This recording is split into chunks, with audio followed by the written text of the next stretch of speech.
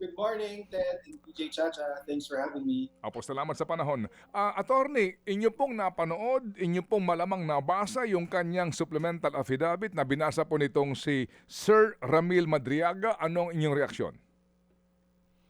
Reaksyon, hindi nakakagulat na puro kasinungalingan na naman ang sinabi niya dahil alam na namin to nung unang affidavit niya pa lang, ah, na patunayan na natin dun sa filing ng perjury complaint na wala silang personal or professional relationship nitong ni VP Sara at kumpleto po tayo sa ebidensya para patunayan ito. Kaya kahapon, alam natin kung may idadagdag siya kasi nungalingan din. And mapapatunayan din namin sa tamang panahon na false. False ulit. Oo. Attorney, doon po sa magkakilala sila, meron siyang mga inilabas na mga, kasi may video greetings, happy birthday, no? Opo, isa yun. Oo, and then meron din pong mga event, no? Kasi kung picture lang naman, madali yun kahit na sino pwede magpa-picture. Pero yung pong sinasabi na sa buo daw po na testimonya ni Madriaga, sa iba ang napatunayan lamang niya na sila ay magkakilala ni VP Sara kasi sa mga pictures at saka sa video. Ano po ang masasabi niyo doon? Unang-una dun sa birthday greeting, no? Tingin ko nga, yun ang nagpapatunay na hindi sila magkakilala. Kasi kung tunay kayong magkakilala, sabi niya, 2018 pa lang, magkakilala na sila, nagtatrabaho na siya para kay VP Sara. Eh, hindi mag-greeting ng ganun si VP Sara, yung parang fan sign na greeting. At saka, nakausap na rin po natin yung kumukuha ng video sa opisina ni VP Sara, itong mga birthday greeting. At handa po siyang ipakita kung gaano po kadami ang birthday greetings na yan na sabay-sabay binidyo ni VP Sara para doon sa mga supporters na nag-request ng greetings na hindi naman niya kilala talaga. Pati na the fact na yung mga greetings na gano'n, para lang yun doon sa mga hindi niya kilala. Kasi yung mga kaibigan niya or katrabaho niya, syempre tatawagan niya na lang yun or pupuntahan niya. Hindi ko na. Tapos, Hindi pala. itong mga virtual meetings naman, syempre virtual meetings kasi ang totoo lang sa sinabi ni Madriaga kahapon is binuo niya itong Easy Pilipinas na campaign or volunteer support group na sumuporta sa kandidatura ni VP Sara noong 2022. Ngayon, pero yung support groups po na yan, napakadami po niyan. So, hindi po yan kilala lahat ni VP Sara.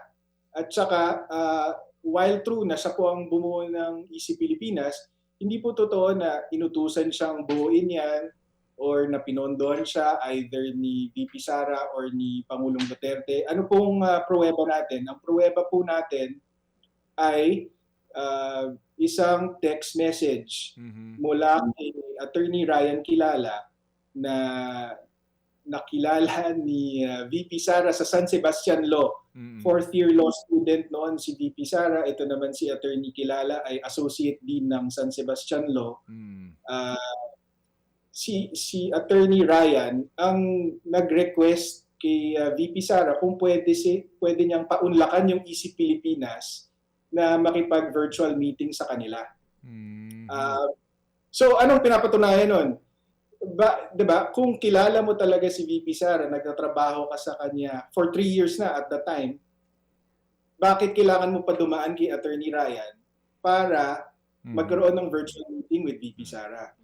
So, ang importante ding malaman ng tao is, number one, nasa perjury complaint na po yan, na final namin nung Marso pa sa Office of the City Prosecutor of Taguig. But more importantly, Manong Ted, yung perjury complaint na yan, all 340 pages of it, kasama lahat ng supporting testimonies and documentary evidence.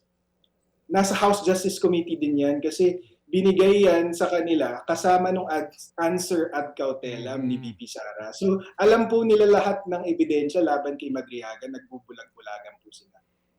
Yes po. Attorney, kahapon din po sa naging affidavit nitong si Madriaga, ito yung pumukaw sa atensyon ko. Meron siya sinasabi na ginamit siya noong termino ng dating Pangulo para maging dummy sa paglilipat po nitong malalaking halaga ng pera. And then pumayag din Yes. po siya, pumirma siya nitong waiver for the bank secrecy rights. Kayo po ba sa kampo dyan ni VP Sara, very confident kayo na kahit ipakita itong mga bank transactions nitong si Madriaga, wala siyang mapapatunayan na koneksyon sa mga Duterte? Oo, DJ Chacha, kasi ano bang sinabi niya? Ginamit daw siyang dummy, tapos yung mga bank accounts pinangalan daw sa kanya. Mm. So kapag nag-sign ka ng waiver, anong mapapatunayan mo? Ang mapapatunayan lang doon is nasa pangalan nga ni Madriaga yung accounts at kung ano yung laman ng mga accounts at labas-pasok. Pero whether makokonekta mo yun kay Pangulong Duterte or kay VP Sara, paano mo papatunayan yun? Hindi naman makikita yun sa bank account. transaction document. Sa statement of account mo, for example, DJ Chacha, sa statement of accounts natin, yung labas-pasok ng pera, meron, pero kung kanino galing, hindi naman pinapakita. So, kahit pa ipakita ito sa publiko, kayo po ay confident na walang lalabas doon, na kahit may mga sinasabi niyang milyong pisong halaga na nandun sa bank account niya, hindi ito nanggaling sa kahit anong bank account ni VP Sara o ng dating Pangulo? Tama po. Gimmick lang po yan, yung bank waiver na yan, kasi wala talagang mapapatunayan. In fact, kung may mga kaperahan dyan na milyon-milyon, tandaan po natin, nakakulong yan si Ramil Madriaga for kidnap for ransom. Yun po ang negosyo ng mamang yan. So kung may kaperahan doon, baka yun proceeds po ng kidnap for ransom. So ano ang reaksyon po ng kampo ni VP Sara doon naman sa sinasabi na plano na pag umano nga ay babaksakin si Marcos Jr., pati nga kay Trillanes, kaya si Trillanes po, si former senator, ay imbitado sa next hearing?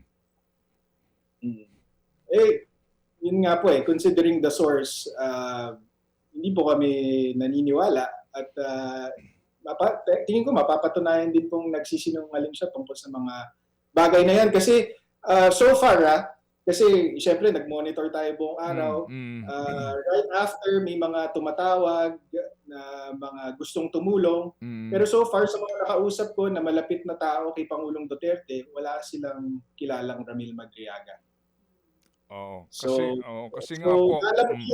Sa tamang panahon, ilalabas po namin yung mga pruweba na imposible yung mga nasabi ni Ramil Madriaga tungkol kay Pangulong Duterte, pati na rin kay VP Sara. At yun kasi yung problema kay Ramil Madriaga, problema ng kampo nila at regalo naman sa amin is wala silang katibayan dun sa mga mabibigat na paratang. Ang napakita nilang na mga ebidensya nga is itong mga birthday greeting na hindi naman nagpapatunay na mapagkakatiwalaan ka ng sensitibong trabaho, 'di ba? Intelligence work daw, in security, transporting cash, 'di ba? Bakit naman siya pagkakatiwalaan? Ang daming VP SPG o VP DepEd officers and personnel na maaring pagkatiwalaan sa mga ganong klaseng sensitibong trabaho. Meron na po tayong certification mula sa mga opisinang yon na wala pong Ramil Madriaga na konektado o empleyado. Kahapon po kasi, attorney, kami nga po nanonood rin. Nung una, kasi nga gusto ho namin na mayroong po miyembro ng komite na magtanong ng malaliman, kumbaga to test the credibility of the witness. No, unfortunately, mukhang may panuntunan sila doon na clarificatory questions lang. Alam niyo 'yon? Ano ang inyong reaksyon doon sa ganung pong uri ng sistema na parang hindi mo man lang matest yung kanyang kredibilidad? Opo. Ang pinapatunayan nun, Manong Ted, is sinisiraan lang nila si VP doon sa, 'di ba, pinapakita nila yung upuan niya. Yung upuan niyang walang nakaupo, 'di ba, may reserve silang upuan para kay VP Sara. Doon sa hearing, tapos mayat-maya pinapakita nila na hindi dumalo si VP Sara kahit binigyan natin siya ng pagkakataon. So pinapatunayan lang ng proseso na ginamit nila kahapon na walang punto. Kasi kung pumunta doon si VP Sara to test the credibility of Ramil Madriaga, hindi pala pwede. Hindi naman pala pwedeng mag-probing questions. At sa akin, katawa-tawa din na meron pa silang moro-moro doon na may isang congresswoman na nagsabi na plea siya sa members ng committee na let's confine ourselves to the impeachment complaints. Wag na tayong magtanong ng probing questions kasi hindi natin trabaho yan. Pero bawal mag-probing questions, pero isang supplemental affidavit na mas mahaba pa sa original affidavit na hindi naman kasama sa impeachment complaint, pwede. Tapos, hindi mo pwedeng i-test yung credibility ng mama doon sa supplemental affidavit. So, di ba?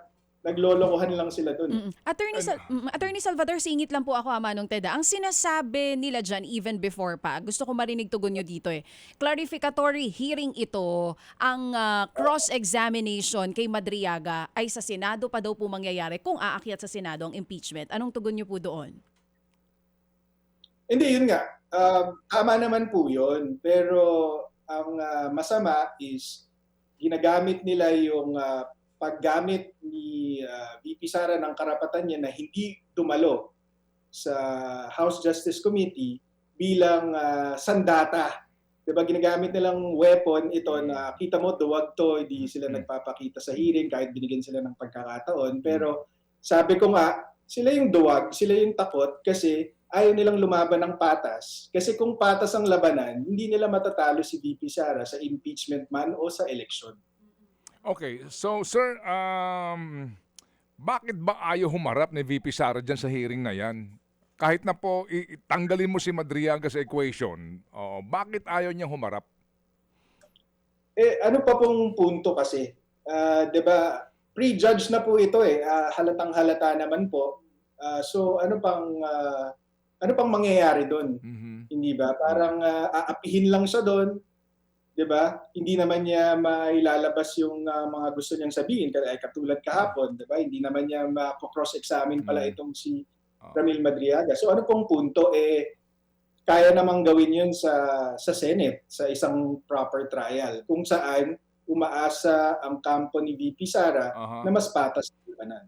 Okay, so anticipated ni VP Sara na yung bloodbath na binabanggit niya mangyayari in the Senate, meaning papanik ito in the Senate na impeachment complaint? Posible. Actually, meron akong kwento. Hindi to kasi yung pangalawang impeachment just to clarify, hindi po ako kasama sa impeachment defense team. Ang mandato ko po kay VP Sara, abogado po niya ako para doon sa perjury complaint na final namin sa kay Ramil Madriaga. Pero may kwento po ako dyan tungkol sa bloodbath comment. And it's in relation to what you asked. Nung first impeachment complaint pa lamang, di ba ho, na-transmit na po sa Senado. Tapos,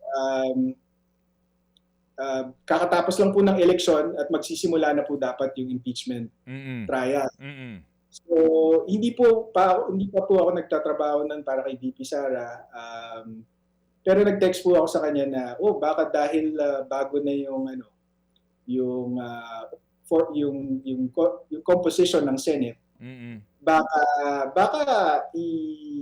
dahil mas marami ng kakampi, baka ma-dismiss ito on technical grounds. Kasi meron namang mga basehan and pinatunayan ito ng Supreme Court. Tapos sinabi niya na, no, but I want a bloodbath. Diba? So when she says bloodbath, mukhang she's really referring to a Senate trial.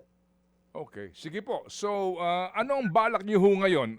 Meron ng pending na perjury case kayo sa RTC. Ano ngayon ang balak ninyo? Considering nga po na kahapon on live proceedings, napanood natin tong inyong tingin ninyo perjured po na witness. Yes, so clarify ko lang po, Manong Ted, yung perjury complaint na final namin ay nasa Office of the City Prosecutor of Taguig pa. Hindi pa wala pa sa RTC. I'm sorry. Opo. Go ahead, sir. Go ahead. Opo. Pero tama po kayo na yung testimonya ni Madriaga kahapon is under oath.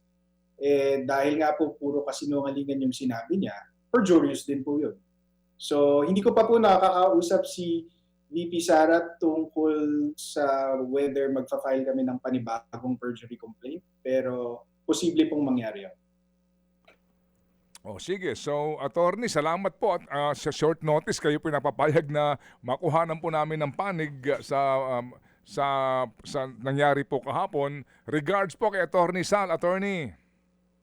Yes sir, salamat. Anytime po. Opo, thank you. Maraming salamat sa pagdita. Opo, at mabuhay. Thank you.